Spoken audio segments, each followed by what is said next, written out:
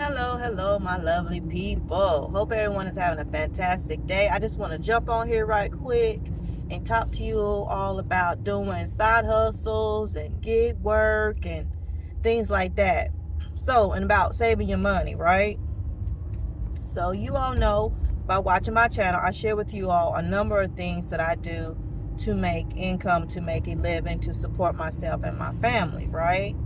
And I always share with you all, the ups and downs of all of it, right? I don't just show you the money.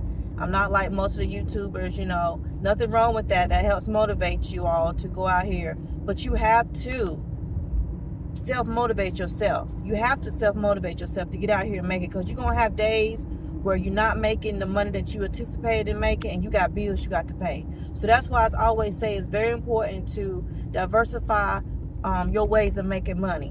Okay, so if that means you have to multi-app, do one app at a time, go to the other app at a time to cover your living expenses, right? I have chosen to only do gig apps while my children were away because of family obligations. My children are at the point right now in their lives where they need parent there. I'm the parent and I'm the one that needs to be there. So that's what I've chosen to do. So sometimes, but depending on which app, it may not be booming like the other apps.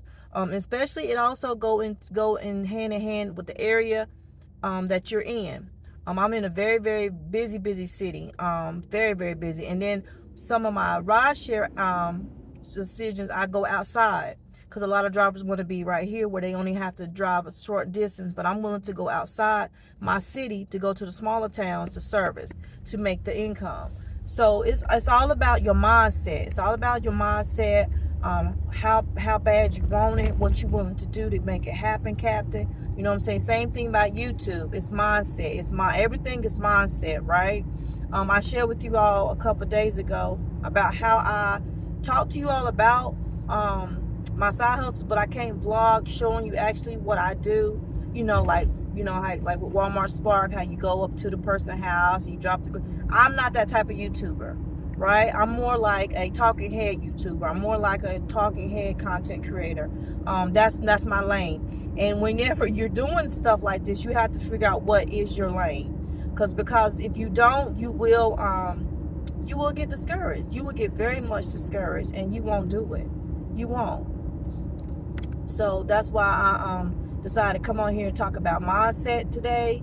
The holidays are coming up. I started to start picking up things that I needed for my home for the holidays, because we all know by the time they put one holiday decorations out or themes, they're already pushing Christmas out. They already got Christmas stuff in there. I couldn't even hardly find anything fall or Thanksgiving themed items. So I just went towards the fall items, like the oranges and the browns and all that kind of stuff. So yeah, I went out this morning. Oh my gosh, I went out this morning and I did some Lyft, because I originally wanted to do Walmart Spark, and I just did not want to do shopping. I don't want to do shopping. And then the pickup orders had a lot of water, and if I see on this display that it says bags and it doesn't show the picture, it could be bags of whatever, you don't know. And it doesn't always say the large, huge quantity, how many pounds. So I try to stay away, but the orders were coming in, but it was not coming in at the location I was actually servicing. So like I said, that could have got me discouraged, but what I did, I turned my Lyft out. Okay, so one of my loan closings, I had a loan closing this morning, it got canceled. Well, let me change that. It didn't get canceled. I didn't get the documents in time. It was supposed to be scheduled for this morning. I have been reaching out to the hiring party since yesterday, right? Since yesterday, just give them a kudos, listen, I have a closing with you all tomorrow at such time. Do you have any ETA on the loan documents? Didn't hear anything. So this morning, I wake up at like 5 o'clock every morning, sometimes 4. And I reached back out to them again. I know it's before business hours. I'm just shooting, you all a text. I still haven't received loan documents for this closing. Is it going to close today? Now, mind you, I had already contacted the the borrowers, to let them know that we're going to be sitting up for tomorrow. And they was just like, You know, like they were lost and confused, lost in the sauce. I'm like, okay, cool. Maybe they know something I don't know. So anyway, making a long story short and a short story long, I went on with my day like I'm doing now, and the time for that closing was approaching, and I still hadn't gotten any emails about the loan documents. So I reached out again, and I'm like, listen, this may not be closing. You know, I'm not able to assist any other time after this time, because the longer you do, and it's not what this video is about, but I'm just sharing my day. The more you do this, you will have to be flexible. Don't get me wrong. You will have to be flexible in loan signings, a notary business, right? But when you see your schedule, you see open slots in your schedule and other signings come available that you could possibly do, why not take advantage of that time? So if another will come in that you could do. So make a long story short, I had already told him, I said, listen, I'm not available any longer for that particular spot. It was only like 10 minutes to the time anyway. You know what I'm saying? And technically, from my experience, you get the documents. You could get the document up to 2 hours before the signing. But lately, you've been getting, I got the documents the hour of the signing one night. The signing was at, say, 5 o'clock. I got the documents at 4:59. For real. So it's just been that way. You know, everybody been in a hurry to try to, you know, get the documents, everything closed, make sure everything match up, if they have all the things they need to do to make this close, and then they get it to the notary. And then we have to get it printed off, make sure everything, you know, and that file was crazy. Like, they had documents all which way, they wasn't numbered correctly, it was crazy. So I'm sitting here trying to scurry, because a lot of times people want to close when they get off work, or maybe they close on their lunch break. You know, it's all kind of situations for people, right? So you don't know. All you know is that you've been assigned to this closing, and that the company is looking for you to conduct this closing, and, you know, send them back the documents. So what I'm trying to say is, so therefore, with me not knowing that closing is going to be closing today, I went and turned on with my gig apps to replace that money. That's what this whole video is about. Saying all that to say that I was supposed to make this amount, because when I set my calendar up for the whole week, I know I need to make X amount of dollars, okay? Off the rip, I need to make X amount of dollars. Also on my calendar, I put in what bills are due for that particular week.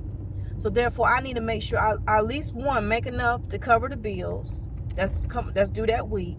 Number two, make sure I have enough gas for my car, because I drive a lot, and food, right? So I try to ask my children what they want each and every day. I buy a little substitute stuff, but I at least try to ask them what they want, so I won't waste food. And that's another thing, when you do, you know, you're independent contractor, you do side hustles and stuff like that, you know, eating out can be wasteful. So when you have young people, young children, try to have a meal prep if you can. I know it's hard sometimes, but if you can, try to plan your meals out, and only stick to what you say you're gonna eat. So if you're gonna eat hamburger helper, you need your hamburger meat, and you need your box of hamburger helper. Don't be going outside of that. I know they're gonna have sales. They have sales every week. Try to stick to it, unless you get a sale item that can contribute to the next day's meal. But you don't want to keep buying stuff because it's on sale, and then nobody eats it, and then it goes old. Because my children have the habit of looking at stuff and say, oh, this expiration date. No, it's shelf expiration date. It's not the expiration date of the item. But, you know, you have to educate your children, because sometimes we wasn't educated on certain things, so you have to educate your children. So I'm like, Lord, that's still good. It's just shelf life.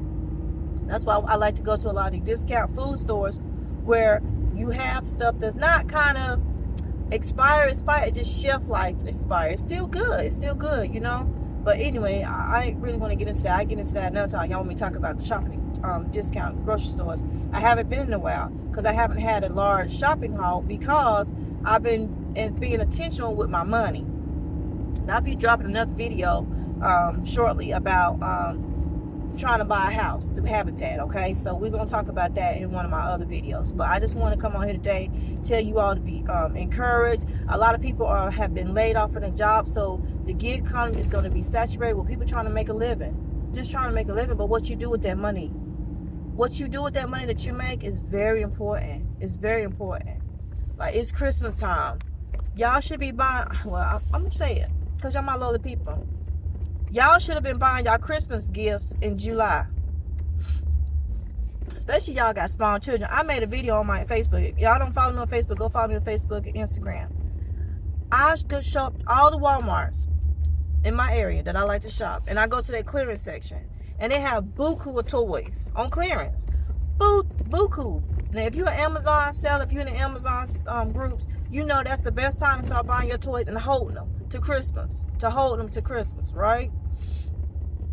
Because a lot of the toys that the kids like, it still be that cartoon character, so it ain't really old. It's still current and still stuff they like. So, yeah, so that's what I'm saying. That's another way to start buying your Christmas stuff. Start buying your stuff ahead of time.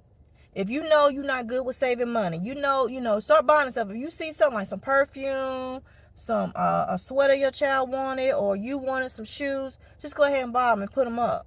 Put them up. Then when Christmas time comes, you won't be so stressed about coming to working overtime, not being able to be with your kids when they out of school because you having to work overtime. Trust me, I've been there. When I used to work in the hospital and my children would be out of school, I wouldn't even take that time to be with them because I was working overtime to try to get their Christmas.